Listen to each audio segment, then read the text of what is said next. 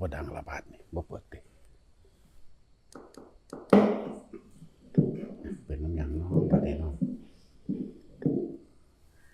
ตัวติดเที่ยวดับเป็นน้ำไหม้บ่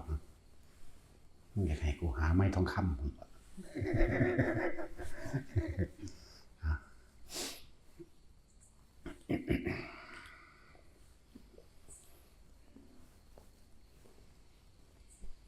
คนเฮาถ้าบ่สร้างคุณงามความดีประโยชน์ต่อสาธารณะคนสาธารณชนหรือกับสัตว์เบิดค่าราคาความเป็นคนบ่ต่างจากสัตว์บ่ต่างจากไก่แต่ละมื้อก็พากันบินลงจากค้อนจากหาเคี้ยกินผู้นั้นกินผู้นี้เนาะหาเคี้ยกินไปค่ำมืดแล้วก็พากันเข้าคอกเข้าค้อนนอนสัตว์ป่าคือหมาป่าครับถึงเวลาออกล่าก็ออกล่าหากินอิ่มมากันนอนสืบพันธุ์ออกลูกออกหลานมากครับออกพากันไปหาอยู่หากินไปซะนั่นแหละถ้าก็ป่วยมั่งเจ็บนั่นนี่มั่งตายไปมั่งนกก็คือการได้มาเป็นครูกันแล้วครับเฮ็ดหั่งเฮ็ดหยังแต่มันคนก็เฮ็ดเฮือนนั่นแหละเฮ็ดหั่งแล้วก็หาเอาตักแตนแมงบ่งมาป้อนลูกป้อนเต้าพวกลูกเต้าใหญ่ขึ้นแล้วก็เฮ็ดแบบเดียวกันตายไปนะคนมันสิต่างจากสัตว์ใดก็เพราะว่ามันมีคุณธรรมในการช่วยเหลือแบ่งปันแต่คนบ่มีคุณธรรมแล้วก็ไร้ค่าราคาคนเด้บ่มีค่าหยังเด้เฮาบ่เงิดได้คนรวยมั้ยเนาะรวยโลโคตรกูบ่เงิดดอกกูเงิดแต่ผู้ใดเป็นอรหันต์ใดเท่านั้นแหละนี่เงิดสะอื่นสะออนอันนี้อยากเฮ็ดนำอยากเป็นนำโลดดังนั้นโอ้ยซื่อๆอยู่รวยโลดหรือรวยไปป่วยไปตายนั่นแหละจังว่า คำว่าราคะแปลว่าความพอใจในรูปรสกลิ่นเสียงในรูปร่างกายของกันและกันสัตว์ก็เป็นราคะความยินดีพอใจในรูปร่างของสัตว์แต่ละเผ่าแต่ละพันธุ์แต่ละชนิดไปสัตว์เดรัจฉานทั้งหลายแล้วนั่นก็แค่ว่าสืบพันธุ์หากินซ้ำตายคนก็บ่ต่างจากสัตว์เดรัจฉานถ้าบ่รู้จักการให้ทานรักษาศีลแล้วอันเดียวกันพระสันพุทธเจ้ามันจะเอิ้นไว้บ่สัตว์ทั้งหลายสัตว์ทั้งหลายคนก็คือกันคนที่บ่มีเมตตามันลึกซึ้งอยู่เด้คำว่าเมตตานี่บ่แม่นธรรมดาเด้การรักตนเสมอด้วยผู้อื่นหรือการรักผู้อื่นเสมอด้วยตนรักใดถ้าเฮาเข้าใจที่จะเสมอด้วยรักตนเป็นไม่มีความรักความเมตตาความกรุณาความมุทิตาลงถึงอุเบกขาพุ่นล่ะถ้าคนในจิตใจบ่มีสิ่งนี้ก็บ่ต่างจากสัตว์ทั่วไปดอกนั่นแหละฉะนั้นพวกเฮาจึงต้องอาศัยการได้ยินได้ฟังความจริงของชีวิตคือธรรมะอันเป็นเครื่องนำทางชีวิตให้ออกจากความเกิดคนเฮามันความเกิดนั่นแหละเป็นทุกข์ก็ดีความเกิดเป็นทุกข์ความแก่เป็นทุกข์เนี่ยถ้าบ่เกิดมันก็ว่าแก่บ่เจ็บบ่ป่วยบ่ตายนี่ล่ะเนาะนั่นแหละว่าพอเข้าก็เกิดนำเพราะว่าตัณหาราคะเฮาเองความอยากนี่ความอยากยินดีพอใจในรูปร่างลักษณะท่าทางบุคคลที่เฮาพอใจนั่นแหละคำว่างามหรือว่างามขึ้นอยู่กับความพอใจของเจ้าของคนมีคนอื่นว่างามแต่ว่าเฮาว่าบ่งามก็มีคนเฮาเห็นเขามันก็ได้เมียขี้ไล่แท้ก็งามเขาก็เขาพอใจเนาะคือแท็กซี่มันพอใจในขี้เกียจหาวแล้วเดี๋ยวเบิ่งแล้วโอ้ยเอิมเติมอยู่มึงไปอยากนอนน้ำมันหม่องใดแม่นบ่ล่ะเขาคันพอใจของเขาพอใจในรูปร่างลักษณะท่าทางของเขาเนาะเบิ่งแล้วงามเบิดผมมันก็งามปากมันก็งามเพิ่นพอใจเด้ซั่นเฮาเดี๋ยวเบิ่งแล้วกวนขี้เกียจหาว ขี้เจียมป่วยจังซี่แล้วอันนี้ตาจุยคือกันบัดนี้เอ็ดเฮเอ็ดอยู่เตเสะอยู่ บัดนี้เขากันพอใจของเขาเนาะแล้วยังซั่นแหละ เขาเลยเอิ้นสิ่งเหล่านี้บัดนี้คำโลภใส่แทนคำว่ารักพุทธเจ้าบ่ได้เอิ้นว่ารักเลยความใคร่อยากนั่นบ่ซั่นความใคร่นี่ราคะนี่ใคร่อยากในรูปในรสในกลิ่นในเสียงในสัมผัสทางกายนี่ฝังเข้าไปเป็นรสแห่งกามเหมือนว่านี่เป็นจังซั่นแต่ว่านี่ทุกคนที่เข้าใจว่ามีความรักคิดว่าได้บุคคลนี้ที่เฮาพอใจเฮามักเนาะที่เฮารักพอใจรักใคร่นี่เฮ็ดจังได๋สิพากันมีความสุข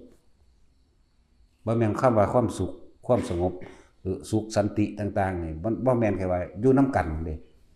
บ่แม่นแค่นั้นเด้บ่แม่นแค่ว่ามาหาอยู่หากินได้ออกลูกออกเต้าออกหลานเชิงกันมาได้ลูกได้เต้าได้ไปได้เคยเจ้าของก็เก็บไปได้ป่วยไปนำตายไปนำอันนั้นแหละบ่ต่างจากสัตว์เด้ล่ะนะนั่นบ่ล่ะแล้วบ่ได้ต่างจากสัตว์คือไก่นี่แหละยามมื้อเช้าก็พาลูกบินออกจากห้างโตนลงคุกลงค้อนเคี่ยกินกูกุกบ่ได้ต่างกันเลยบางตัวไปหาอยู่หากินก็ถือยิงถือขาตายจ้ำนั่นบ่ล่ะคนก็บ่ต่างกันเด้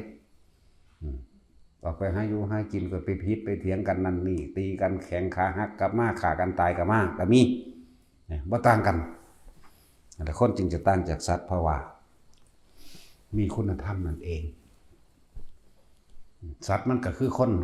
สัตว์เดรัจฉานก็คือคนนั่นแหละบอกเวลาไก่มันปกป้องลูกมันเวลามีอันตรายเหยี่ยวนกอินทรีงูหรือสิเช็บไม่งอดก็ตาม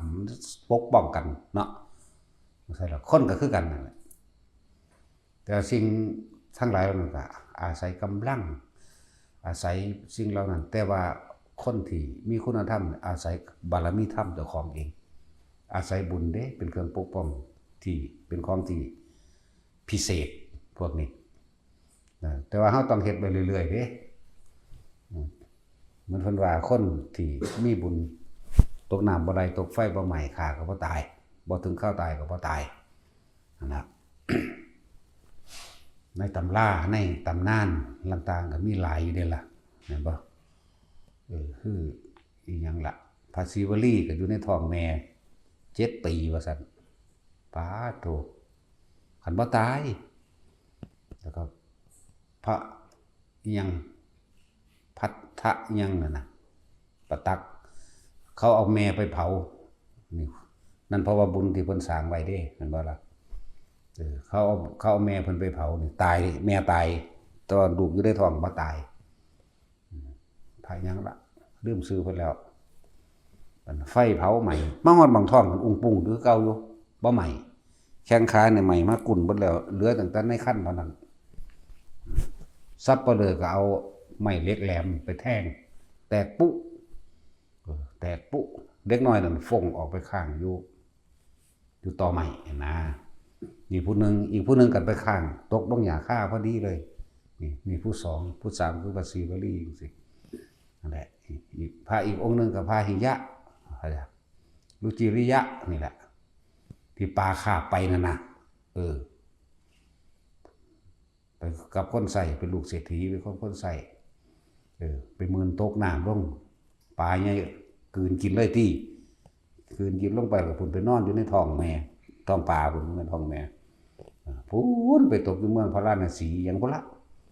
หรือเมืองอย่างละเวสาลีอย่างพุ่นละเศรษฐีนั่นก็ซื้อปลามาเศรษฐีนั่นพอดีกับบ่มีลูกพาท้องปลามาแล้วกันพอดีได้เด็กหน่อยอันนั้นก็บ่ให้ได้ยิ้มเฉยอยู่นั่นแล้วสิ่งที่ปกป้องคุ้มครองเฮาได้มากที่สุดคือกำลังธรรมบารมีธรรมแล้วสร้างเฮาเคยปกป้องรักษาชีวิตผู้อื่นให้ความช่วยเหลือชีวิตผู้อื่นให้ทั้งอาหารให้ทั้งยารักษาโรคให้ทั้งเครื่องนุ่งห่มให้ทั้งที่อยู่อาศัยตลอดทั้ง อาชีพการงานหรือปกป้องคุ้มครองบ่ให้เกิดอันตรายบ่ล่ะคนทั้งหลายพวกเรานี่ก็เลยได้รับการปกป้องรักษาก็อาศัยการกระทำของตนเองเด้แม้นเทวดารักษาก็เพราะว่าตัวเองเคยซอยเทวดานั้นไว้บ่แม่นเอิ้นเอาเทวดาก็รักษาได้จริงแต่ว่าคนซุมื้อนี่เอิ้นเอาเลยแม่แบบเจ้าของบ่มีความดีความงามอีหยังคือมาขอเอาโลดจังซี่นะเขาบ่ให้ดอกจิตใจที่บริสุทธิ์จิตใจที่เป็นศีลจิตใจที่บ่เคยคิดทำลายเบียดเบียนผู้ใดเบิดเลยทั้งคนและสัตว์ให้เสียชีวิตและทรัพย์สินจิตใจที่มุ่งมั่นในการช่วยเหลือสรรพสัตว์นี่แหละจึงบอกว่าเมตตากรุณามุทิตาอุเบกขาอยู่ในนี้คำว่าศีลนี่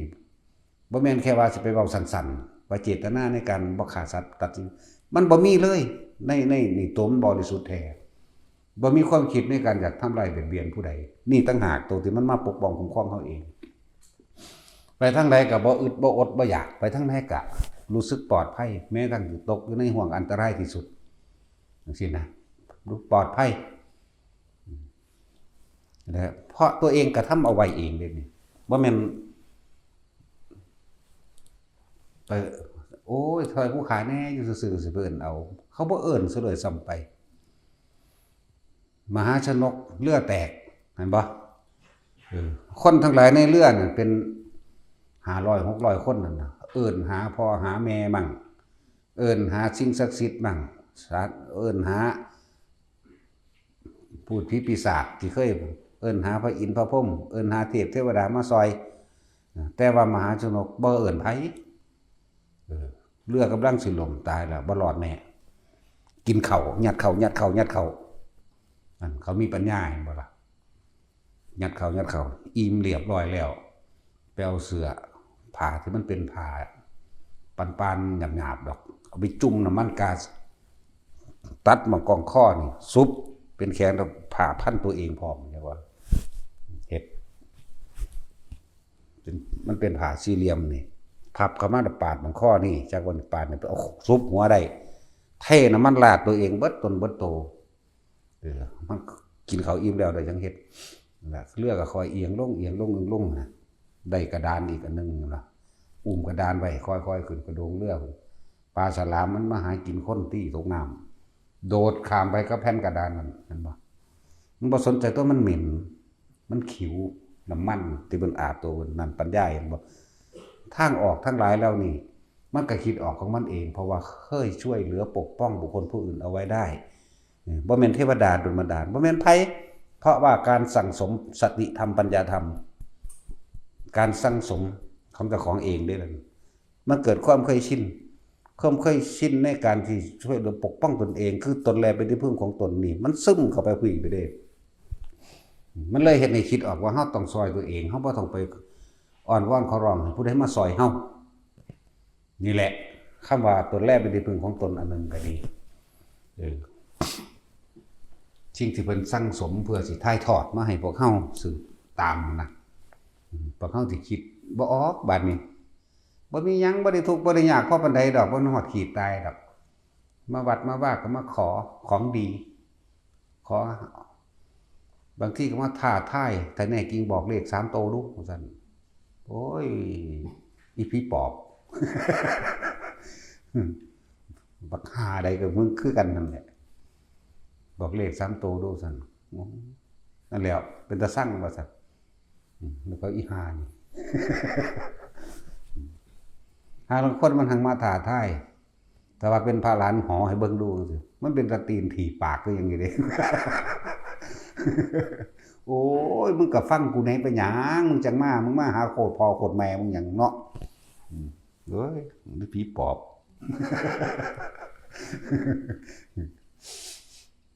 แต่สิมาเฮ็ดหยังมาจังซั่นแหมพวกเลวกว่าสัตว์เดรัจฉานตัวนั้นพวกจังซั่นแถมซ้ำบางพวกอุ้ยบอกมาโลดถ้าถึกลอตเตอรี่สิมาสั่งให้พวกนี้บ่เว้ยมึงเป็นไผเด้อมึงสิมาวิเศษสั่งให้กูแม่นบ่ล่ะสิมาสั่งให้ดอกภาษาซ้ำนี้ภาษาซ้ำนี้เบิ่งเว้าเล่นเว้าปากบ่ดีเห็นบ่นั่น ภาษาซ้ำนี่นะตั้งโตมึงเองก็บ่ได้บวชได้อยู่มึงสิมาภาษาซ้ำนี่หาแม่มึงบอกสูยังหาอยู่หากินเองกูบ่ได้หากินเองกูมีคนหาให้กูกินแม่นบ่ล่ะเอาฟังดีๆเด้อสูยังหาสแต็กกินเองกูมีคนหามาให้กูสแต็กเข้าใจบ่ กูบ่ได้หาแล้วเด้นั่นแหละนั่นแหละจังว่าเว้าไปแล้วแต่คิดอยากเว้าจังได๋ก็เว้านั่นแหละบ่ต่างจากสัตว์หรือเลวกว่าสัตว์พวกนี้มันบ่ล่ะพวกเจ้าว่าชีวิตที่ผ่านมาพวกเจ้าคิดว่าพวกเจ้าดีกว่าสัตว์บ่เลยแม้นเท่าเดี๋ยวนี้ก็จักดีกว่าสัตว์หรือยังบุเนาะอย่าคิดว่าเจ้าของดีกว่าสัตว์เด้บ่ได้ตั้งจากอันไก่เด้บ่ตั้งจากไก่จากหมูจากเป็ดจากตัวเหี้ยกระรอกกระแตนกเนาะบ่ตั้งกันแล้วถ้าจิตใจของเฮานี่โล่งปลอดโปร่งเลยบ่เคยคิดเบียดเบียนทำร้ายผู้ใดเลยนี่ต่างหากที่มันสิยกขึ้นมาสูงกว่าสัตว์เข้าใจว่าบัดนี้ปลอดโปร่งบ่เคยมีความคิด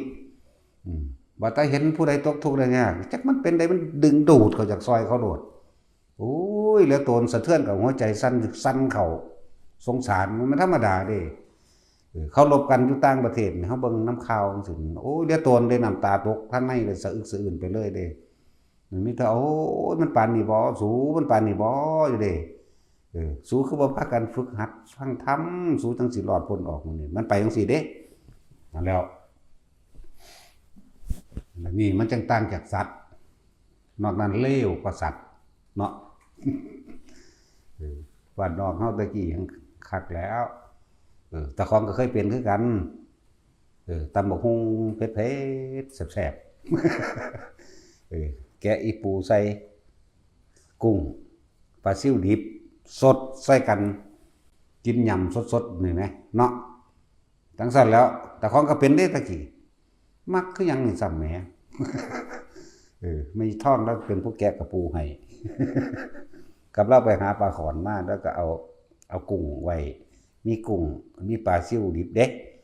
ต้องเต้นดงเดงเด้จังซั่นแล้วเพิ่นก็ตำบักหุ่งไว้แล้วผักเกษตรท่านผู้อื่นผักเกษตรผักกฐินนั่นแหละแต่เอาแก่ๆอีกเด้เอาแก่ๆแบบคนบ่มักเอาล่ะนี่มากินใส่กันนั่นแหละเฮาก็สิเลวกว่าสัตว์อีกเด้ตอนนั้นจักบัดตอนนี้ก็สิเลวกว่าอยู่บ่รู้คือกันเพราะว่าปากขึ้นด่าแต่คนเนาะเดี๋ยวเขาลูกเขาแตกหมามั่งลูกเขาอีหามั่งอีผีปอบมั่งแล้วแต่สิว่าไปนั่นแหละบัดนี้เฮาลองอันเอาสู้ว่าเอาคนนี่มาเธอกินผู้ชายเป็นอาหารนะเนาะลองเอาคนมาแหมมาก่อยคือกุ้งนี่แหมคนเต้นตะกี้ว่ากุ้งเต้นแหมแต่สินเจ้าอยากกินบ่พวกปลาซิ่วดิบเพิ่นเต้นอยู่พวกกุ้งดิบเฮาก็เอาผู้หญิงผู้ชายมาใจผ่าออกก็คนใส่ข้าวคั่วหัวหอมซอยลงไปสดเนาะคนเต้นตะกี้ว่ากินกุ้งเต้นแหมเฮาก็สิเวียนเทียบเบิ่งดูตะกี้เลวบ่ล่ะโหดเหี้ยมบ่ซั่นบ่ได้คิดได้ว่าเขาสิเจ็บสิปวดสิแสบสิร้อนก่อนสิเข้าปากยำมันตายเนาะนั่นแล้วปลาเผาเต้นดงๆอยู่เลยกับปลาคอตัวนึงก็เลยปลาคอปลาขาวปลาสูตรถิ่มใส่ไฟเลยเดี๋ยวนี้มันดิ้นออกมันเจ็บมันปวดเนาะมันสั่นแล้วเฮาสิต่างจากสัตว์มันใดล่ะหรือเลวกว่าสัตว์นั่นแหละเป็นวงจรเห็นมันแต่เฮาจะพ้นออกจากปฏิจจสมุปบาทเหตุปัจจัยทั้งหลายที่สัตว์มันเวียนว่ายตายเกิดเวียนว่ายกินกันไปกินกันมากินกันมากินกันไปต้องมีคุณธรรมเท่านั้นต้องปฏิบัติธรรมเท่านั้นนอกนั้นบ่มีทางออกอยู่ซื่อๆสิออกบ่ได้บ่มีทางบ่มีทางก็แล้วกันไก่ที่เฮาฆ่ามันก็ฆ่าเฮามาก่อนปลากุ้งหอยที่เฮากินมันก็กินเฮามาก่อนนี่แหมแล้วก็สัตว์ทั้งหลายที่บ่เคยเกิดเป็นไสโลหิตกันเป็นมารดาบิดาญาติไสโลหิตลุงป้าอาซึ่งกันบ่มีเด้ เป็นเบิดเลย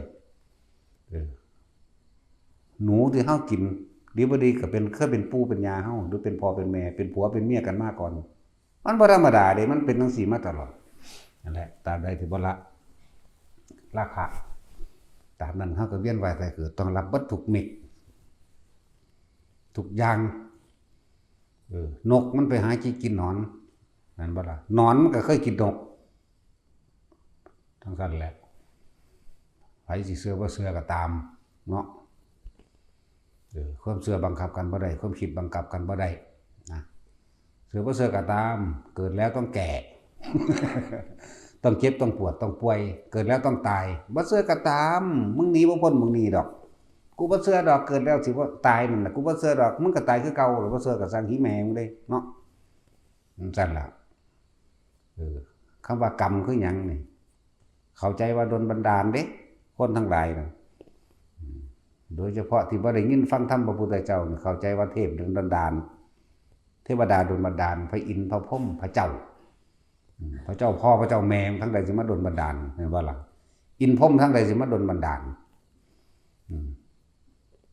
มันสิเป็นพระอินทร์พระพรหมได้บ่ถ้าบ่มีเมตตากรุณามุทิตาเห็นบ่ล่ะ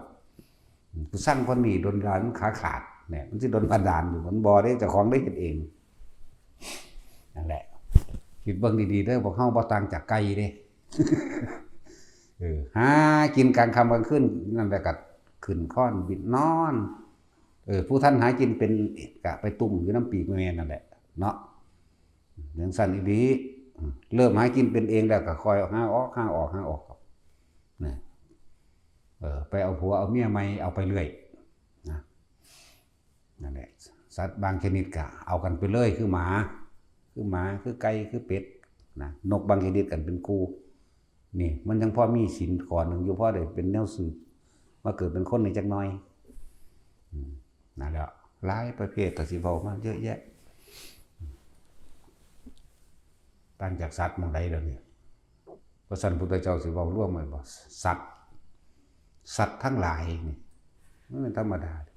เทวดาก็เอิ้นสัตว์คนก็เอิ้นสัตว์สัตว์เดรัจฉานก็สัตว์สัตว์นรกก็เอิ้นสัตว์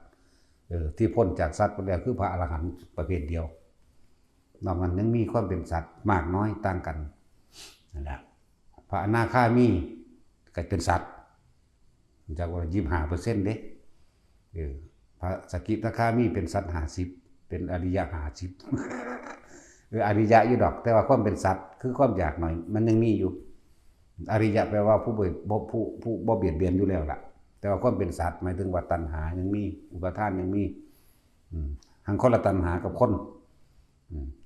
อยากนิพพานอยากได้อรหันต์แต่ว่าเป็นตัณหาอันเป็นของละเอียดอยากถึงความบริสุทธิ์ถิ่มตัวอยากตัวเดียวก็จบสำหรับมันเพราะว่าศีลมันรองรับไว้แล้ว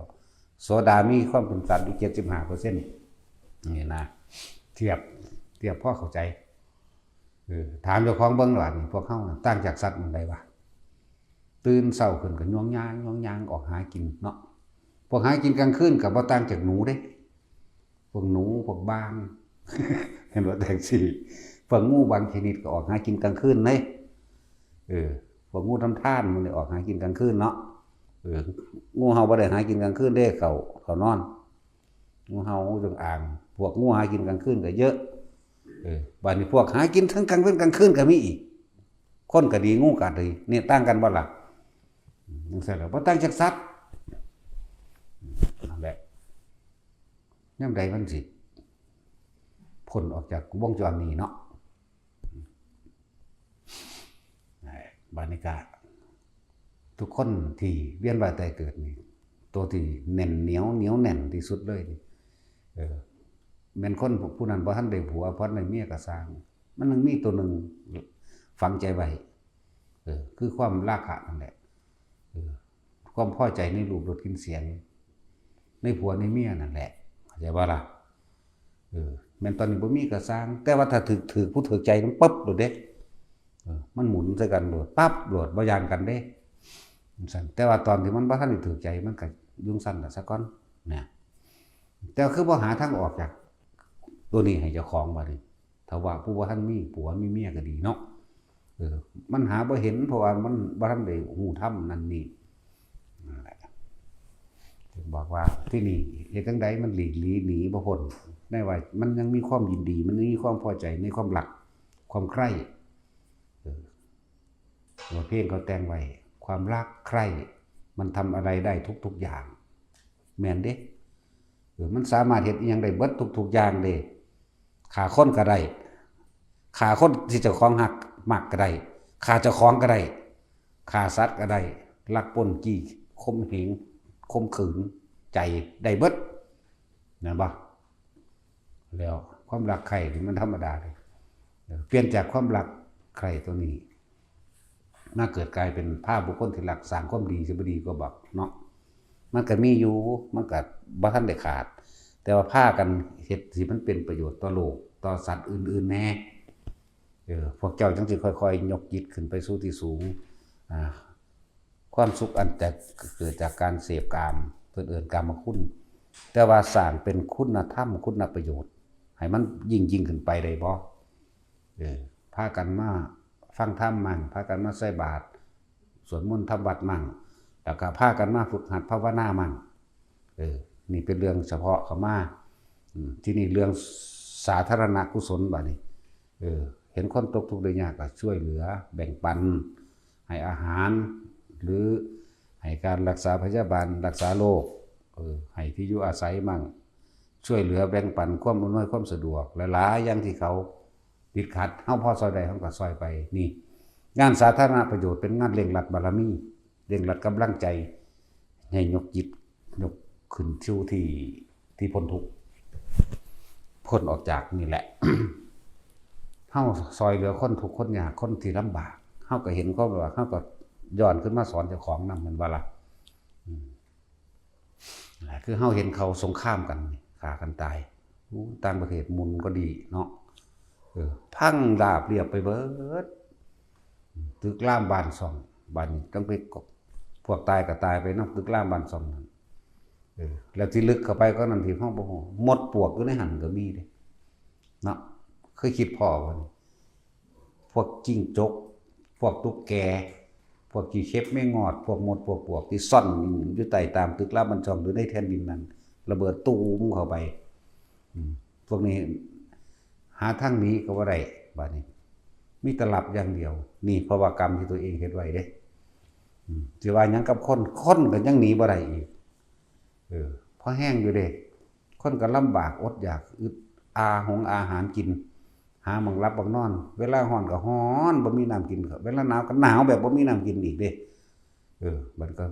บาดเจ็บแข้งขาหักกิบบาดปัดป่วยแต่เทียบคือคนเฮาล่ะบางที่เฮาไปตีเอาเขียดแต่ว่าขามันหักซื่อๆก็บ่ได้มันกบเขียดนกหนูเนาะ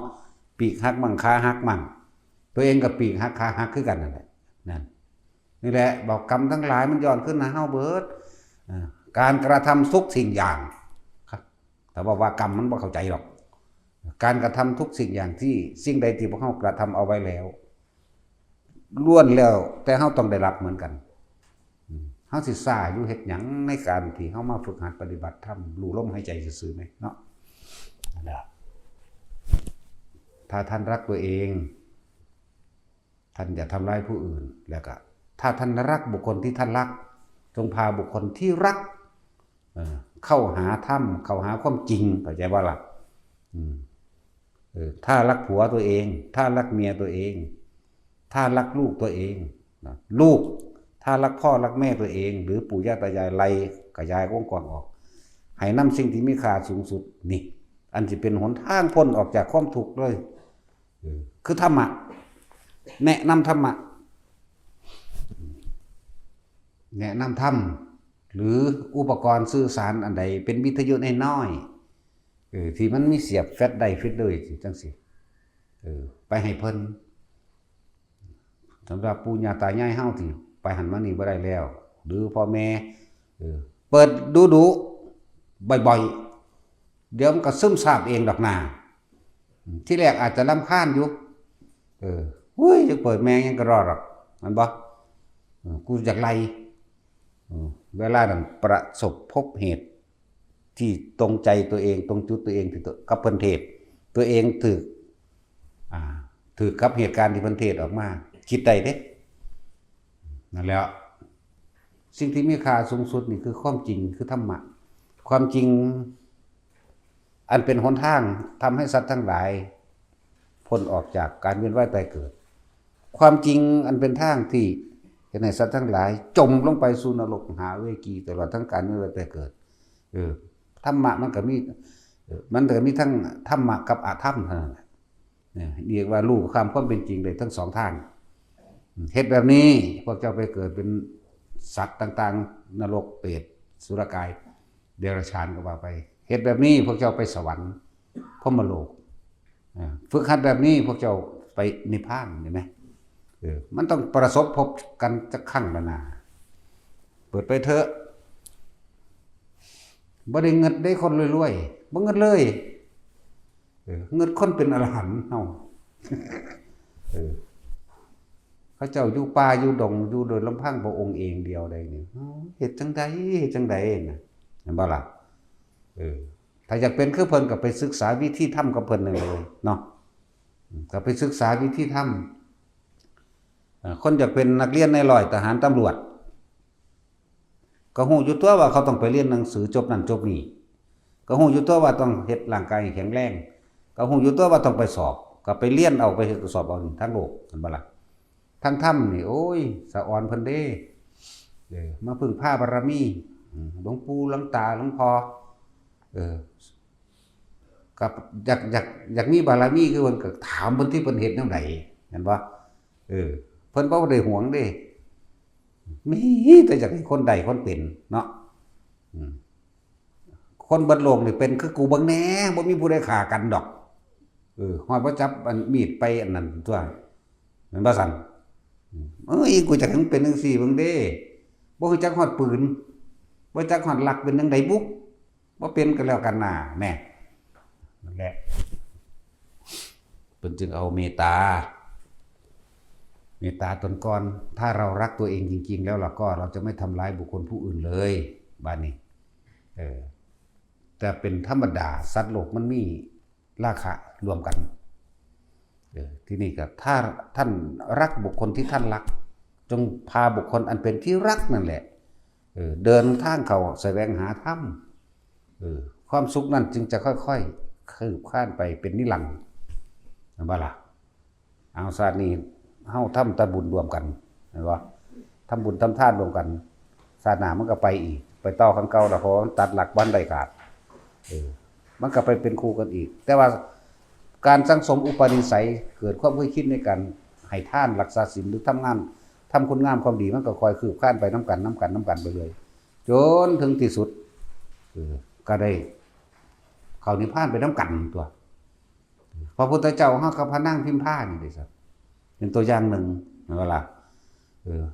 พระมหากัปปินะกับพระนางอโนชานี่เด้สร้างตั้งแต่แนวดีๆมาน้ำกันสร้างแล้วก็พระมหากัสสปะกับพระนางภัตตกาปิรานีนี่เขาจะสร้างมาน้ำกันเด่นถึงแต่ไม่ได้อยู่ร่วมกันแต่ก็ทำกิจกรรมอันเป็นกุศลธรรมร่วมกันเด่นแต่ก็พ้นไปทั้งคู่เลยถึงสันติบทพร้อมกันอีกน้ำกันสร้างนั่นอีกถ้าห่วงกันก็สักจูงชักชวนกันมาสร้างบุญสร้างกุศลตัวเนาะถ้าเป็นห่วงกันถ้าหักกันจริงๆนั่นนะถ้ารักกันจริงๆนั่นนะมันเฮ็ดจังได๋ได้กูก็ถิ่มมึงบ่ได้มึงก็ถิ่มกูบ่ได้ก็พากันเข้ามาตัวแต่ว่าถ้าผัวไผมันบ่เอาร่างกับฟ้าแม่มันโลดเมียไปก็คือกันถ้ามันบ่เอาร่างกับฟ้ามันโลดมันบ่อึดดอกหาเอาผู้ใหม่นั่นผู้ใหม่ที่มันมีความเห็นเดียวกันนี่เนาะมึงพอนี่ฝามาหลายแล้วเด้มึงบ่เอาน้ำกูบ่กูไปเอาผู้อื่นเนาะตัดสินจะเอาหาเอาจนว่ามันได้คือเจ้าของคิดตัวว่าซั่นสิบอกบ่ปลาแม่มึงโลดมีประโยชน์ดอกหาอยู่หากินซ้ำไก่นี่บ่ต่างจากไก่แต่สิซอยเหลือคนแน่นนี่ใส่หัวมันหยังถ้ามันมีมันไม่เหยียบหัวเฮาตัวโหเด้มันไปหั่นเด้พวกจังซั่นนั่นแหละถ้าพวกบ่รู้จักช่วยเหลือแบ่งปันบุคคลผู้อื่นโดยไม่หวังสิ่งใดตอบแทนอย่าเอา มันสิพาเฮาจมลงนรกถ้าผู้ใดอันผัวเป็นสั่นก็ไปเอาผู้ใหม่ยากแม่งหยังมันสิบาปซำใดเด้อนี่พี่มันอยู่ที่ใจที่เฮาสิสละออกตัวเฮ็ดเพื่อผู้นั้นผู้นี้ไปตัวผู้หญิงก็ไปหาผัวใหม่ผู้ชายไปหาเมียใหม่ก็มันตัดท่านได้เข้าใจบ่นี่เรื่องราคะมันยังมีอยู่นี่เห็นบ่นี่ถ้าสิออกมากูก็ยังหาเอาใหม่แต่ว่าหาเอาที่ไปทำบุญร่วมกันเข้าใจบ่นี่เอาที่ความเห็นเดียวกันศรัทธาเสมอกันได้ศรัทธาเป็นมีความเห็นรวมกันว่าตรงกันแล้วก็จาคะมีความเสียสละหยังก็บ่ขัดบ่แง่งกันเห็นบ่นี่ศีลจาคะปัญญาจักว่าล่ะก็ว่าไปนั่นแหละศรัทธา4อย่างนี่ไปรวมกันนั่นจังซั่นตัวศรัทธาศีลจาคะและปัญญามีความเห็นตรงตามความเป็นจริงเหมือนกัน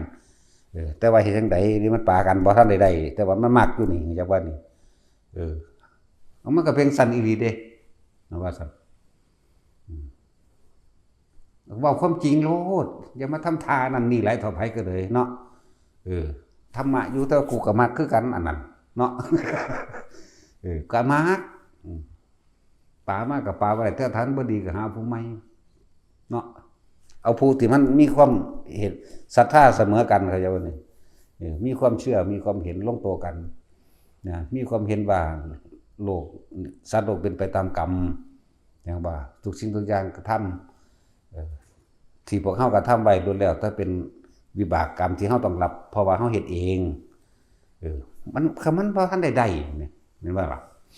จันตัวบ่ต้องตัวเจ้าของหรอกต้องยอมรับตัวเองกูยังจักเชิงอยู่จังสิก็ไปหาอันผู้บ่มีความเห็นเดียวกันดอกมันก็บ่เชิงเบิดมือดอกว่าตัดสินเจ้าเก่าเบิดมืออยู่บ่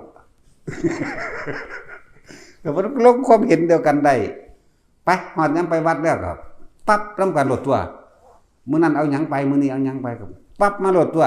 แม่นบ่ล่ะเนี่ยนี่เขาเอิ้นศรัทธาเสมอกันก็มานำกันตัวมันนั่นสิเป็นไปดอกจาคะก็เสมอกันบ่ขัดบ่แย้งกันเด้พระมหากัปปินะพระนางอโนชา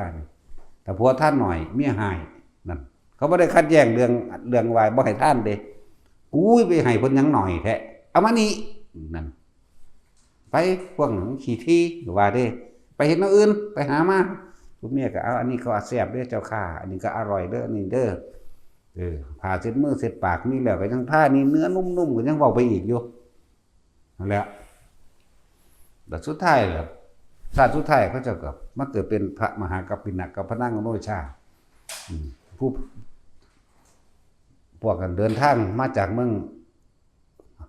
ยังละทั้งพระราณสีราชคฤห์พ่อข้าเดินทางมานี่พูนไปเมืองเพิ่นอยู่ไกลเด้ไปถามข้าวอยู่เรื่อยบ้านเมืองพวกเจ้ามีอีหยังเป็นกรณีพิเศษอยู่บ่ล่ะนอกจากค้าขายหาอยู่หากินไปจังซั่นมีอยู่คนละพุทธเจ้าเกิดขึ้นแล้วตัวว่าซั่นนี่พอตะได้ยินคำว่าพุทธเจ้าเกิดขึ้นแล้วตัวนั้น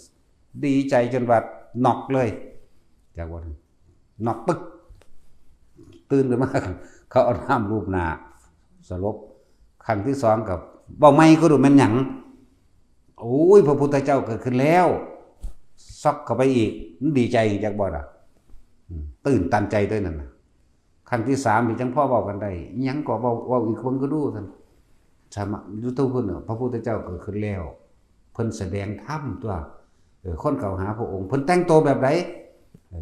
เพิ่นก็โกนหัวแบบนี้แต่งตัวสีแดงแบบนี้ขนลุกวื้อขึ้นมีทรัพย์สมบัติเท่าใดซัดให้พวกพ่อค้านั่นแหละ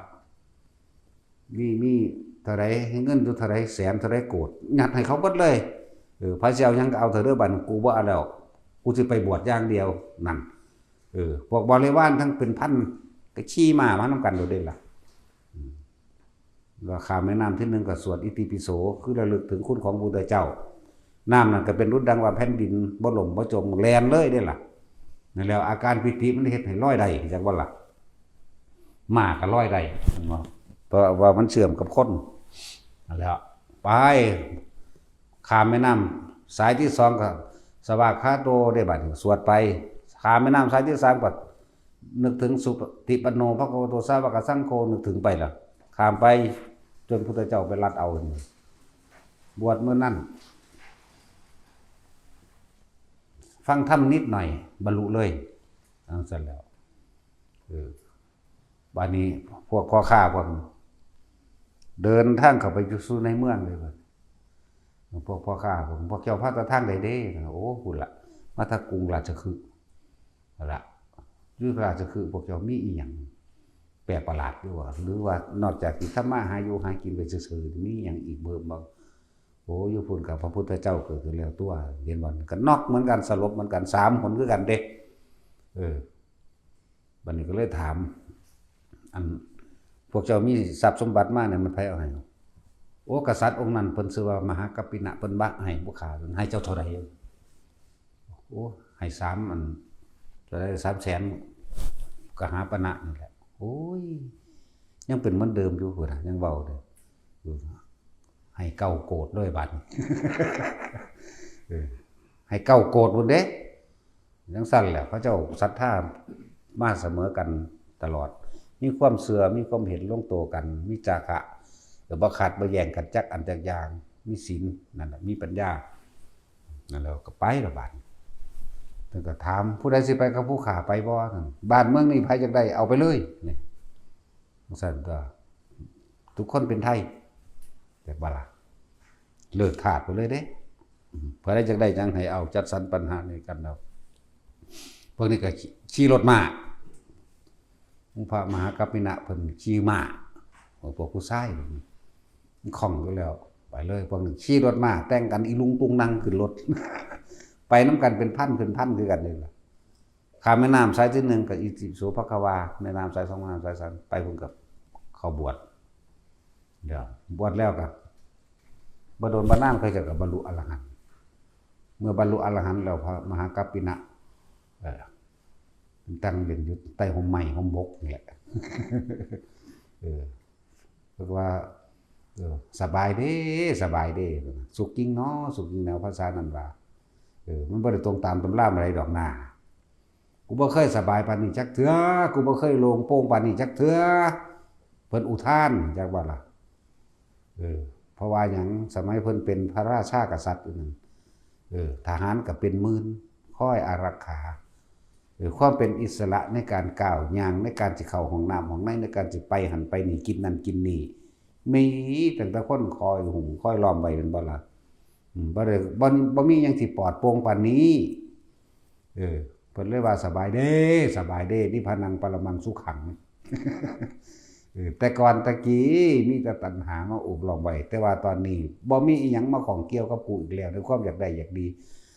ในภาระต่างๆปลดภาระแล้วสบายเด้จังว่านั่นแล้วคนก็เอาไปฟ้องพระพุทธเจ้าว่าเพิ่นอวดนั่นนี่นะก็พานํกันนั่นแหละแต่ว่าเป็นภิกษุบวชบ่ทันได้ฮู้ว่าผู้ใดบรรลุหยังนะ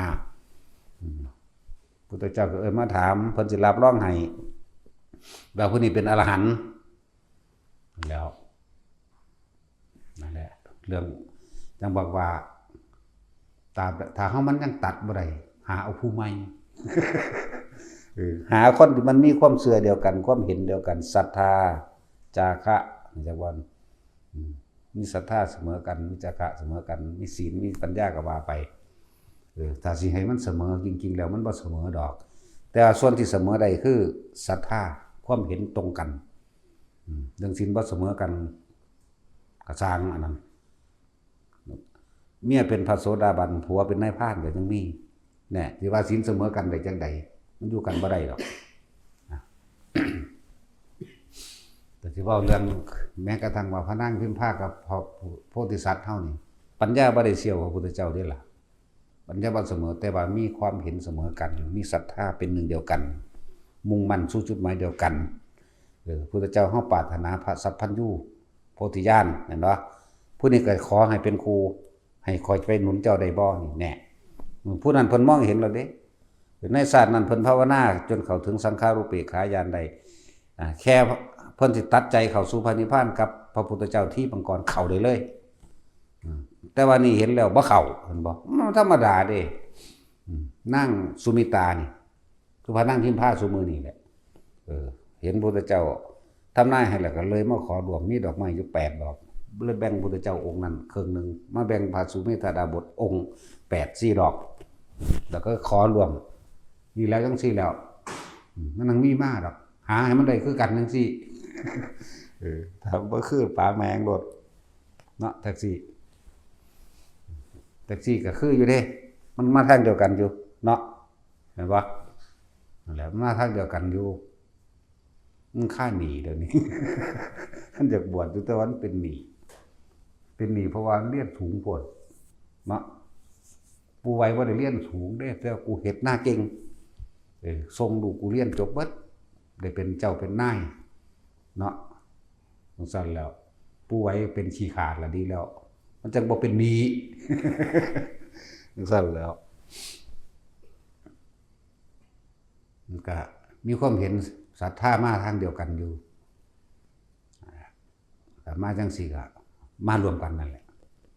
ฝึกหัดไปน้ำกันเลยจากว่าล่ะถ้ามันพูดถึงว่าถ้าผู้ใดมันบ่มาทางเดียวกันปลาแมงโลดเด้อลูกเขาอีห่าได้ก็ตามลูกเขาอีพี่ปอบได้ก็ตาม ปลาเลยอย่าไปเงิดสิพากันจมลงไปเห็นหยังกระดอแท้จังหน่อย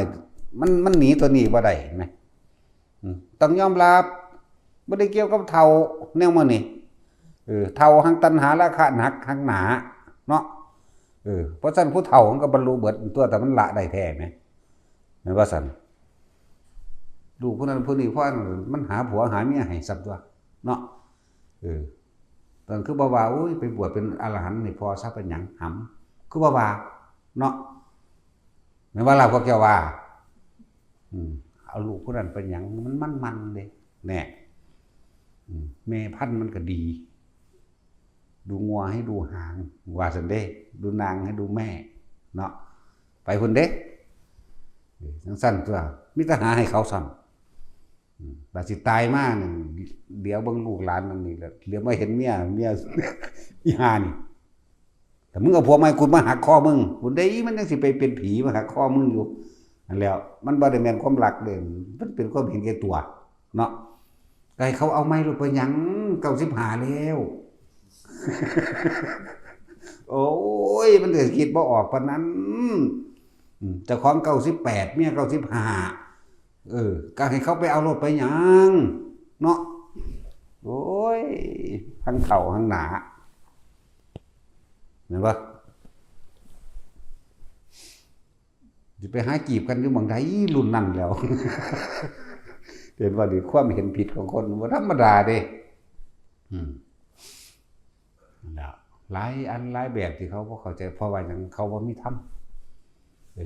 พวกนี้ขนาดจิตตายยังหวงเมียไว้ยันเขาไปเอาผู้ใหม่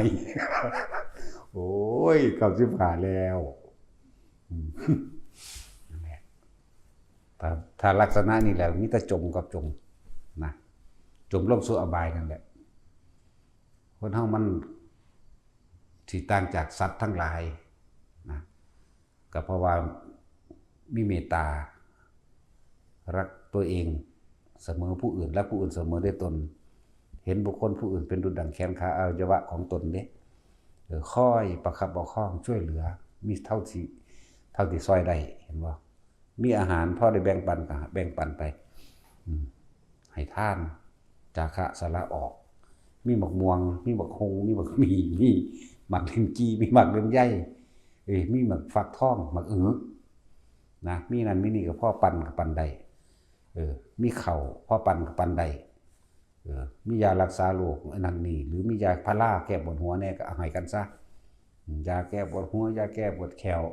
เขาบ่มีเงินไปหาหมอก็พาเข้าไปแต่มีพอใจให้ได้ก็จ่ายให้ไอ้เจ้าว่านี่ตั้งหากแนวมันสิยกตัวเองขึ้นออกจากคำว่าสัตว์จากคำว่าเห็นแก่โตนี่ได้ล่ะบัดนี้พระผู้ใดบางคนน่ะมีเมียว่าดีมีเมียเห็นแก่โตไปซอยหัวมันหยังตะสั่งไปอีนี่ว่าเด้มันเป็นมาแต่โคตรพ่อโคตรแม่มันผมทั่วปู่มันก็เป็นผลดิปลาแม่งบ่ตะแบบนั้นไปเอาผู้ใหม่แม่นตัวก็มันบ่ทันได้ตัดขาด ถ้ามันขาดเรื่องนี้มันเป็นฮอดอรหันต์พุ่นเด้แม่นบ่ซั่นยอมรับบ่ซั่นแต่สิมึงยอมรับบ่แน่จังซั่นแล้วแต่กูยังสิเอาผู้ใหม่อีกหลายอยู่ไหม กูบ่ได้เอาดอกกูบ่เอาคนกูเอาทางฝากก็ได้ จังซั่นล่ะมันบอกหยอกหลวงตาจรอยู่งามบ่ผู้สาวสิมาหาถ้างามเซิงมันโลดจังหวาน นั่นแหละถ้าอันใดมันศรัทธาบ่เสมอกันนะมีความเสื่อความเห็นต่างๆบ่เสมอบ่ลงตัวกันเลิกเสียเวลาเขาจะบ่ผู้ใดผู้หนึ่งสิล้างดึงกันลงสู่อบายภูมิมนุษย์สัตว์นิรยโตนี่หมายถึงคนที่มีร่างกายเป็นมนุษย์แต่ว่าจิตใจความโลภความเห็นต่างๆนี่เรียกว่าสัตว์เดรัจฉานเรียกมนุษย์ที่มีใจเป็นสัตว์นรกเวลาโมโหจะฆ่านี่เข้าใจบ่นี่คนพวกนี้ฆ่าแม่งระนาดเลยเด้จังมันยังนิดๆหน่อยๆนี่ละเอิ้นว่าพวกมนุษย์ใจสัตว์นรกเป็นแบบนี้มันก็เลวกว่าสัตว์แล้วเด้บาดนี้มนุษย์สเปโตเห็นยังก็อยากได้โลภหรือเห็นเขาซอยเหลือคนเอาคือบ่เอาเงินนำเขาเห็นบ่ว่าถ้าซอยสมมุติว่ารถเขาเบิดน้ำมันเฮาแล่นไปซื้อไม้เขาได้นี่ในระยะ5 กิโล 10 กิโลก็สั่งกลับขึ้นมาเอาเงินนำเขาหรือผัวน้ำเมียไปน้ำกันตัวข่อยก็กินน้ำมันเด้ข่อยก็ขอค่าน้ำมันอยู่เด้แม่นบ่จังซี่ก็บ่ถูกต้องนี่แหละมันสิดึงกันจิตใจมันโลภจักบ่ฮู้จักซอยเหลือแบ่งปันมนุษย์สเปโตตัวนี้จักแต่ว่า ได้เนื้ออยู่ได้กินมาหลายล้นเหลือละเอาไปให้เขากับขายดิบ่ได้มาแจกฟรีเห็นบ่นี่จิตใจที่มนุษย์สเปโตมนุษย์สเปรตเปรตแปลว่าผู้หิวกระหายผู้ไม่มีวันพอเด้ผู้ไม่รู้จักอิ่มเปรตจักว่ามนุษย์ที่บ่รู้จักอิ่มเขาจึงว่ามึงสิรวยปานใดก็สร้างเถาะถ้ามึงบ่รู้จักพ่อมึงก็ทุกข์อยู่คือเก่านั่นแหละรวยกับทุกข์คนละอย่างกันเด้อทุกข์เล่าร้อนกระวนกระวายเพราะว่ามันบ่พอเว้าเศรษฐีซาอุหรืออันผู้เขารวยอันดับหนึ่งของโลกจังซี่อีลอนมัสก์เนาะทุกข์คือเก่าเด้นั่นน่ะบ่ได้มีความสุขจักเม็ดเด้นั่นน่ะแต่ละมื้อแต่ละเว้นคอยคำนวณคิดตั้งแต่ว่าสิเสียดุลการค้าเท่านั้นเท่านี้มีผลมีกำไรเท่านี้เห็นบ่น่ะทุกข์เด้นั่นน่ะภาษากินข้าวกินอิ่มเท่ากันกับเฮาว่าล่ะอิ่มเท่ากันมันก็ปวดแขวคือกันนั่นแหละนะ มันก็ปวดแขวปวดหัวมันก็เมื่อยขาล้าแขนคือกันหิวน้ำเหมือนกันร้อนเหมือนกันหนาวเหมือนกันมันก็เฒ่ามาเรื่อยๆคือกันสุดท้ายมันก็ต้องตายคือเฮาเด้ล่ะนั่นแล้วเฮาตายหายห่วงเฮาตายบ่มีห่วงมันสบายแต่พวกเขาตายมีห่วงเด้กิจการนี่สิให้โอนอภัยสิทำหยังพินัยกรรมไว้ให้ไผให้ลูกบ่ลูกแค่คนอีกเมียจะคนอีกนั่นบ่ล่ะห่วงเด้รวยมึงรวยไปเถอะหน้าแต่มึงบ่ฮู้จักพ่อแล้วมึงก็ทุกข์คือเก่านั่นแหละจนก็จนไปเถอะถ้าฮู้จักพ่อมันก็สุขบัดสุขสบายใจยิ่งมีธรรมะแล้วยิ่งรู้จักทางแห่งความสงบสันติจนถึงสันติบทได้พุ่นล่ะรู้จักสันติบทบ่สันติบทคือนิพพานหมดความปรารถนาเอิ้นว่าสันติบท บ่กลับมาเกิดอีกก็มีนั่นแหละมันจังว่าเฮาบ่ได้เงินเด้อคนรวยด้วยโลดให้มึงรวยจนตายพุ่น เนาะตัดสินให้มันรวยโลดมึงรวยจนตายพุ่น มันบ่ได้มีความหมายตรงนั้นชีวิตของคนที่มีความหมายและมีคุณค่าคือการได้ช่วยเหลือแบ่งปันให้บุคคลผู้อื่นดีต่างหาก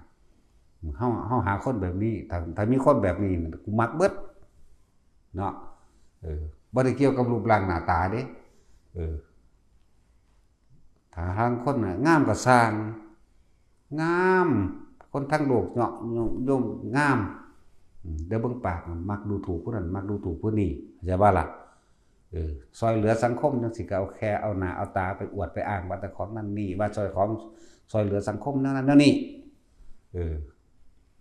ปากบ่ดีการกระทำบ่ดีมันเป็นตะขี้เดียดมันขยะแขยงออกมาทันทีเด้มันสิรู้สึกขยะแขยงเป็นอีหยังที่น่ารังเกียจยิ่งกว่าแมงบ่งขนอีกเป็นตะขี้เดียดก็แมงบ่งหานอีกเนาะใช่แล้วจากแมงบ่งขนบ่เด้นี่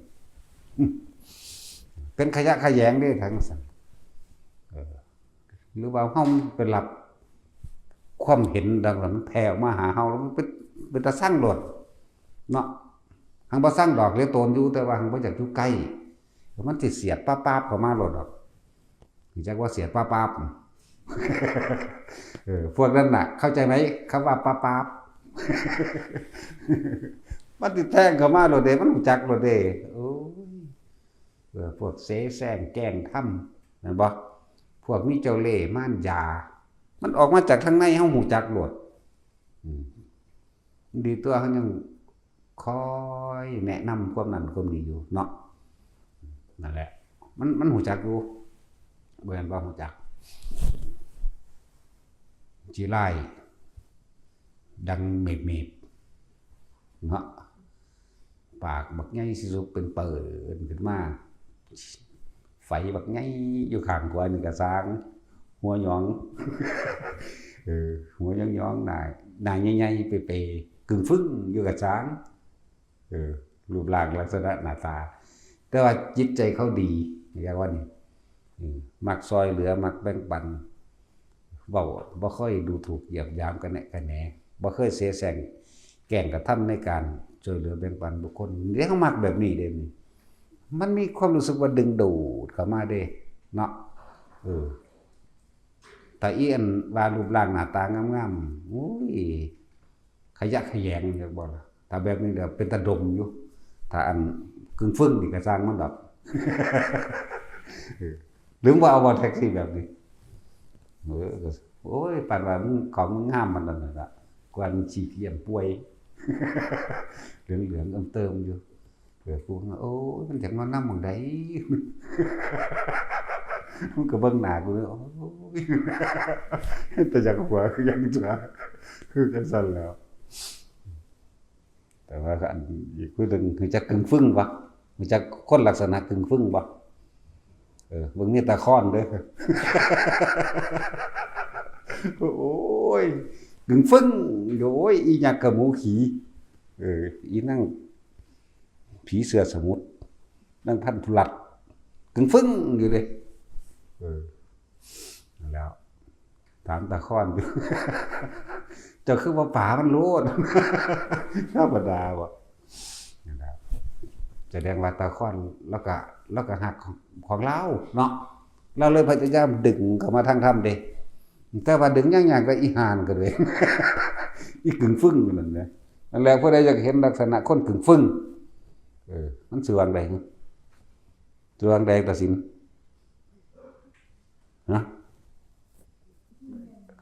ฮะ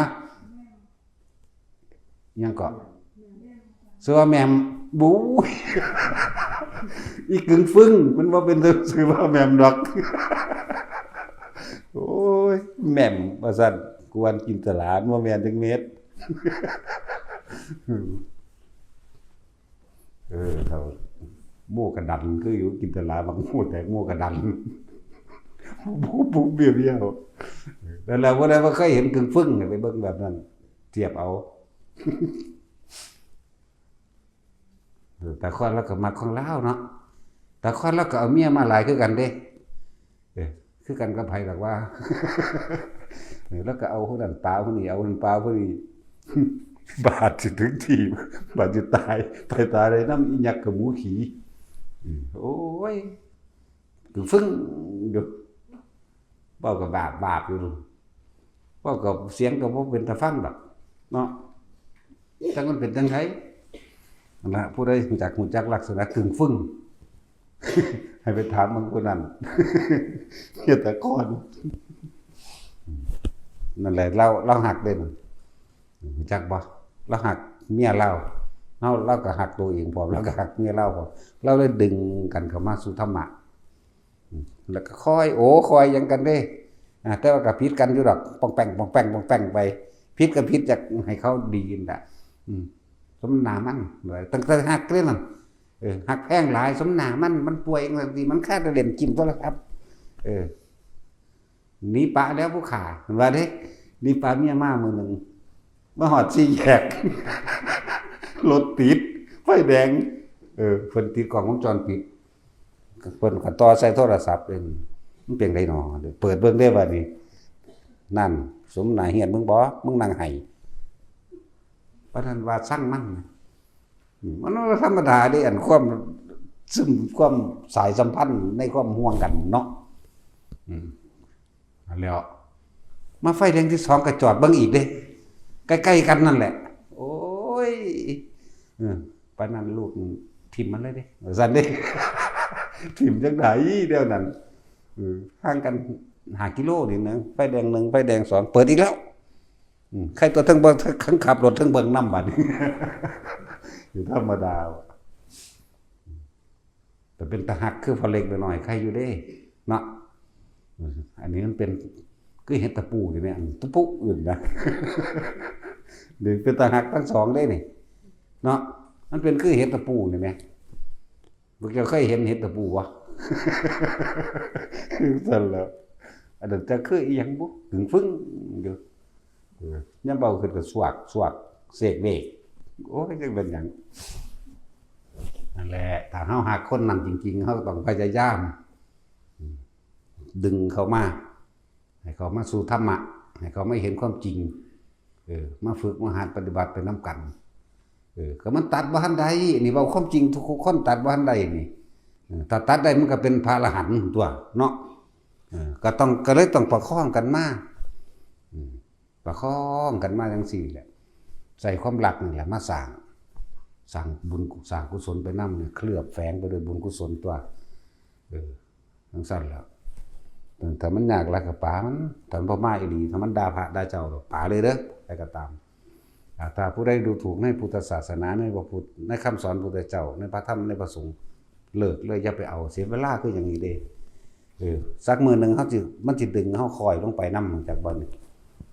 เต่ามันเองยังบ่ฮักตัวเองถ้าเฮาฮักตัวเองเฮาก็ต้องหนีจากมันหาเอาผู้ใหม่เนาะ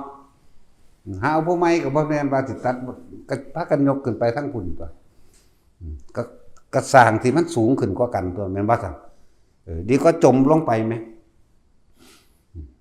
คือเทวทัตกับกินจมานิเวกาเขาก็เป็นผัวกันเมียมาตลอดแล้วก็เคยมาเป็นเมียพระโพธิสัตว์พุทธเจ้าเฮาพร้อมเด้ล่ะแล้วดึงแล้วดึงอีกในสุดท้ายแล้วหาวิธีฆ่าเล่า2 ตัวแล้วก็ยังป่าแต่มันก็ไปเอากระบักโจรขาขาดนั่นเด้ล่ะเนี่ยสุดท้ายแล้วจมลงมหาเวจีทั้งคู่จากยามใดบ่แล้วมันสิได้เกิดมาอีกบัดนี้อยู่ในนรกนั่นเด้นั่นเดียวเทวทัตก็อยู่ในนรกมหาอเวจีสุดกินจมานิกาก็เหมือนกันแผ่นดินสูบทั้งคู่ธรรมดาบ่นั่นแหละคู่เวรคู่กรรมจังว่าล่ะบ่แม่นคู่บุญคู่บารมีคู่ปุ่งคือคู่ผ้าคู่นำผ้าสรรพสัตว์มันคนละอย่างกันเด้จังว่าล่ะต้องยอมรับความจริงโลดมันตัดบ่ได้ไผก็ดียากน้ำหูเหี่ยวนี่แหละเนาะถ้าบ่ยากน้ำหูอันเดียวนี่สบายพวกเจ้ามาสร้างบ้านแปลงเรือนอยู่นี่เพราะว่าหยังเอาแม่นบ่ล่ะผู้เพิ่นมีบุญกุศลคือหลวงปู่มั่นมันบ่ได้ไปสร้างบ้านแปลงเรือนกับไผได้บาดเนาะไปผู้เดียวโดยลำพังเลยเข้าป่าเข้าดงไฟจังซั่นแล้วเป็นตาเอายางบ่ซั่นอีพ่อใหญ่บัวจังซี่หลวงตาบัวนั่นแหละอีพ่อใหญ่บัวจังซี่แล้วก็บ่ได้ไปเอาผู้ใดเด้ล่ะแล้วก็ไปของเราเลยแน่ถ้าผู้ใดบ่เดินทางเดียวกันบ่มีความเห็นเดียวกันพึงไปโดยลำพังแต่เพียงผู้เดียวดุจดังว่าม้าอาชนัยมั่งเป็นดุจว่าดังนอแรดมั่งเข้าใจบ่ล่ะจังซั่นแล้วแหละก็เว้าความจริงให้ทุกคนฟังนั่นแหละให้ทุกคนทำทาวาน อันเดี๋ยวเห็นอันผู้หญิงนี่เป็นอสุภะก็ได้ขี้คุยใส่เฮากูก็ว่าเห็นวางป่าเมียใดเลยล่ะว่าท่านได้บวชอยู่อันผู้มันบ่ปากมันกันบวชแล้วก็มีเนาะมันตัวเจ้าของอันนั้นดังสั้นล่ะถ้าศรัทธาไม่เสมอกันอย่างอื่นก็บ่เสมออยู่แล้วจักบ่ล่ะถ้าศรัทธาเสมอกันแม้จะขัดแย้งกันมั่งแต่ว่าการลงร้อยศรัทธาเขาจะบ่นั่นแล้วถ้าผู้ใดบ่มีครูแบบนี้หาเอาไหมก็แม่นตัวเจ้าบ่ทันเด็ดเดียวเด็ดขาดพ่อแม่ถ้าเจ้าเด็ดเดียวแล้วก็เจ้าก็จะเอาตัวเนาะเอาได้กูก็คมจิตคมใจกูได้กูบวชแมงเลยเข้าป่าไปเลยตัวเนาะอันนี้ยังอาลัยอยู่แต่ผู้เก่านี่ก็ตัดบ่ได้กับผู้ใหม่ยังอยากได้อีกอยู่มันบ่สัตว์ตัดสินเรายังได้ผู้ใหม่อยู่เด้บ่แม่นว่าสิเอาแต่อันอีฮิปโปผู้เดียวเด้ไปเห็นผู้อื่นอีกเพิ่นเราก็ยังคิดอยู่ในใจอยู่แม่แม่นบ่สั่นตัดสินบ่เหลือมื้อนี้แม่นเบิดนั่นแหละแม่นเบิดนั่นแหละบ่ซั่นเขาก็บวชจนตัวถ้าเขาตัดตัวนี้ได้แม่มันอยู่บ่ได้เด้บ่เหมาะสมกับฆราวาสอรหันต์มันตายเด้เขาบ่เสียดายดอกแต่มันฮอดของหันไปล่ะแม่นบ่ซั่นฆราวาสบรรลุอรหันต์ก็ตายมื้อนั้นโลดแต่ว่าถ้าผู้ใดได้บวชก็บวชมื้อนั้นแหละหรืออนาคามีแล้วมันสิมีแรงผลักดันให้บวชในวันนี้เป็นไว้แต่ว่าอาจสิมีกรรมเกี่ยวกันเดี๋ยวเฮ็ดกับพ่อแม่จะไปเว้าฮอดพุ่นเถอะเว้ยเนาะเว้านำตำราซื่อๆจังนั้นก็เอาตำรามาเถียงเฮานั่นแหละอันนี้เว้าให้ทุกคนคิดถึงความจริงของเจ้าของเด้อ